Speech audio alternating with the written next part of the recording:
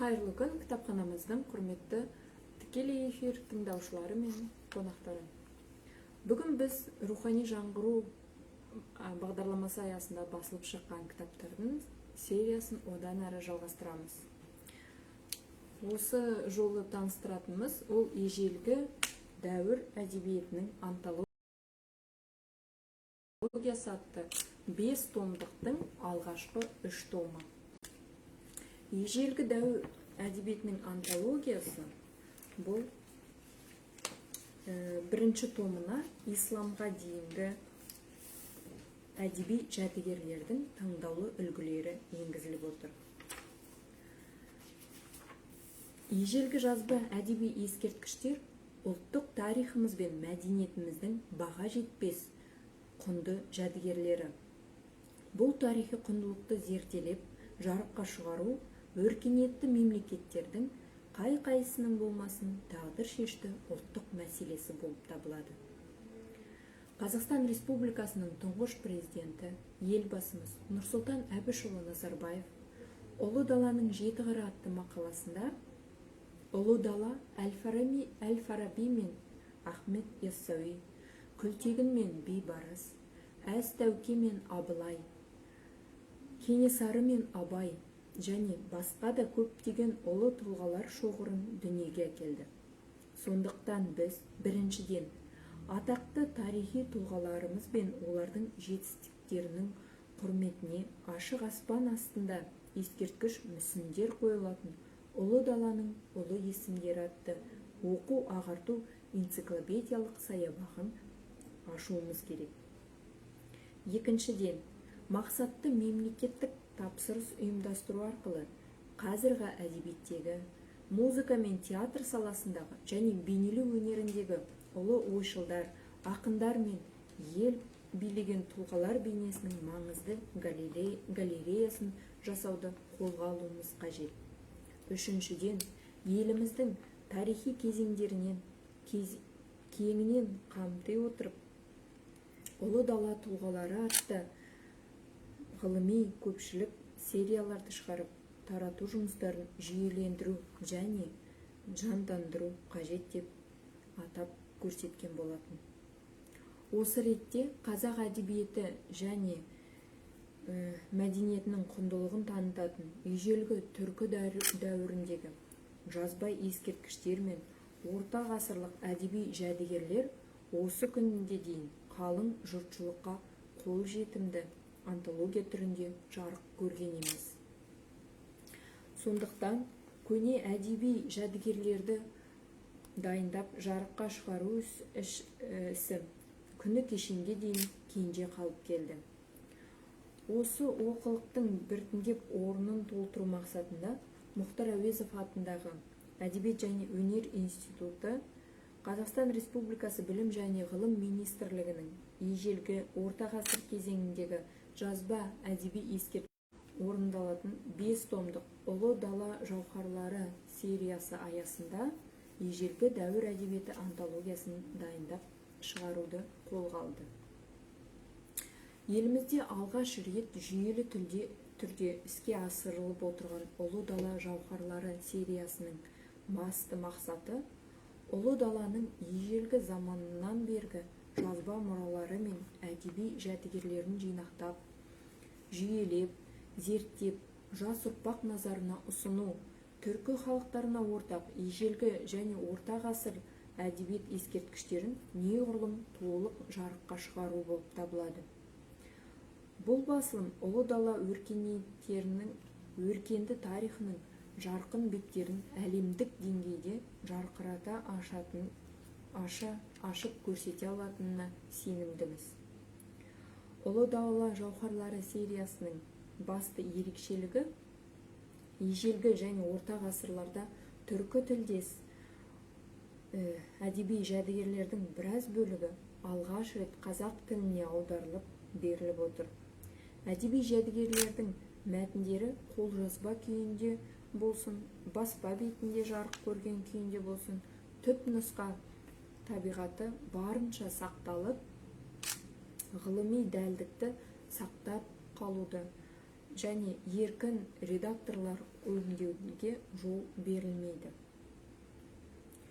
Антология томдары хронологиялық тәртіппен жүйеленген, яғни рет-ретімен осы ғасырлар жинағында әр әдебиетке маңызды осындай өлшем беріліп отыр. Алғашқы томға, мұнда біздің алғашқы томға исламға дейінгі әдеби жәдігерлер енгізіліп отыр. Ол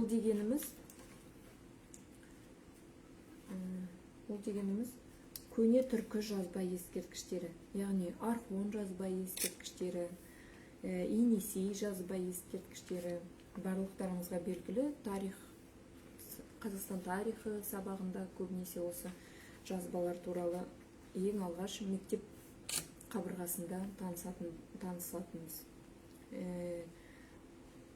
Талас жазба ескерткіштері, Қазақстан аймағында табылған осы жазба ескерткіштердің ең көне, ең осындай маңызы бар жазбалар осы томға енгізіліп отыр. Оқырман қауымға ұсынылып отырған Ұлы дала жауһарлары сериясы ежелгі дәуір әдебиетінің антологиясының бірінші томына сақ ғұн замандағы және түркі қағанаты тұсындағы көне жәдігерлер, сонымен бірге 9-10 ғасырлардағы шығармалар беріліп отыр.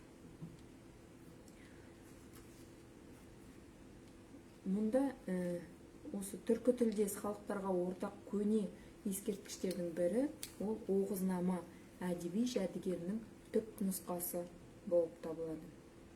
Бұл ретте Оғызнаманы алғаш рет қазақ тіліне аударған белгілі әдебиет танушы ғалымдар, Қазақ КСР ғылым академиясының корреспондент мүшесі Дербісәлин, философия ғылымдарының докторлары Жармұхаметұлы мен Күмісбаев дайындаған мәтін нұсқасы негізге алынды. Сонымен бірге Алтын Орда дәуірінде Қыпшақ тілінде жазылған көне жазба ескерткіш Кодекс Куманикус сөздігінде жарияланған жұмбақ филология ғылымдарының кандидаты Қорабайдың аудармасымен алғаш рет тұтас күйінде топтастырылды. Және мұнда осы көне жазбалардың оқылуы, олардың осы таста қалай жазылған түпнұсқалары барлығы да осы кітапқа енгізіліп отыр. Қарап отырсаңыздар, мысалы аудармасы, транскрипциясы, факсимилесі. Яғни сіз тек қана оны қазақ тілінде ғана емес, сонымен қатар оны түп нұсқасында көре аласыз. Осы кітапты қарап отырсаңыз. Ал екінші томына тоқталып өтсек, екінші томына бізге Қарахандықтар дәуіріндегі әдеби жәдігерлер, яғни 9 және 12 ғасырлар аралығында осы қазақ жерінде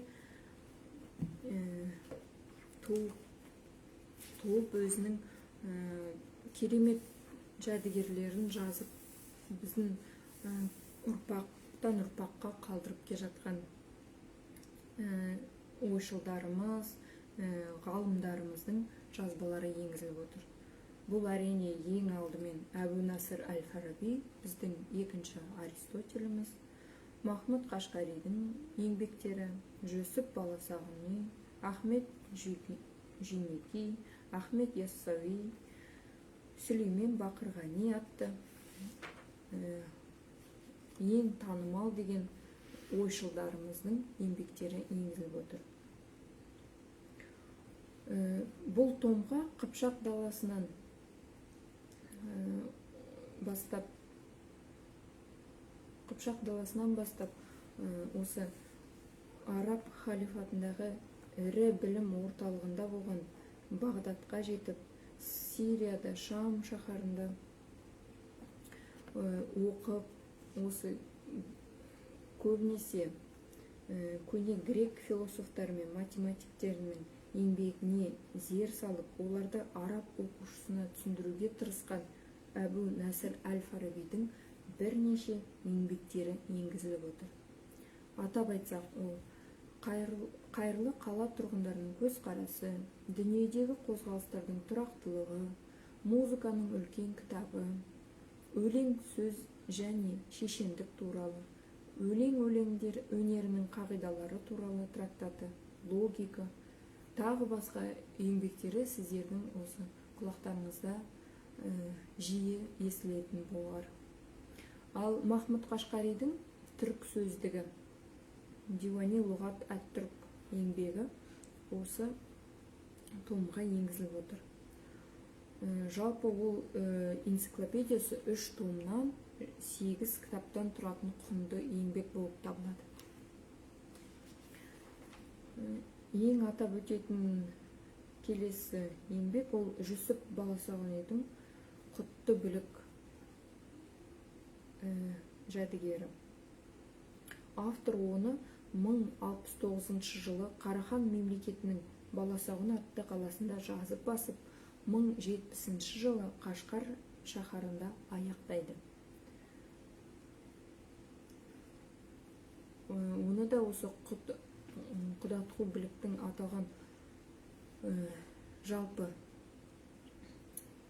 қазба жұмыстары кезінде шыққан көне бір жәдігер ретінде осы кітапқа енуінің өзі маңызды болып табылады. Яғни біздің әдебиетіміз осы Қарахан мемлекетінде және айтып өткенде исламға дейінгі әдебиет осының барлығын зерттеп біздің кейінгі ұрпағымызға керемет мол құнды еңбек болып табылып отыр. Ал 3-ші том ол Алтын Орда дәуіріндегі әдеби жәдігерлер. Мұнда көбінесе діни дидактикалық шығармалар енгізіліп отыр. Діни дидактикалық шығармаларға не жатады десеңіз, ол әрине пайғамбарлар қиссасы, ислам дініне байланысты еңбектер, Хусам Кәтіп ғалымның Жұмжұма Сұлтан атты еңбегі, Кесікбас кітабы, яғни бұл еңбектердің барлығы аудармамен, транскрипциямен, яғни оқылуы барлығы түп нұсқадан алынып, осы қалың оқырман назарына беріліп отыр. Тағы не айта кетейін. Осы 3 томды да сіздер арнайы QR-код арқылы, кітаптың артқы мұқабасында берілген QR-код арқылы белгілі сайттардан жүктеп, оқып алуларыңызға болады. Онда жазба нұсқасы да, аудио нұсқасы да беріледі. Аудио нұсқасына осы біздің еліміздің таңдаулы дикторлары осы керемет еңбектерді оқып сіздердің назарларыңызға ұсынады. Ал мен сіздермен қоштасайын. Келесі эфирімізде кездескенше сау болыңыз.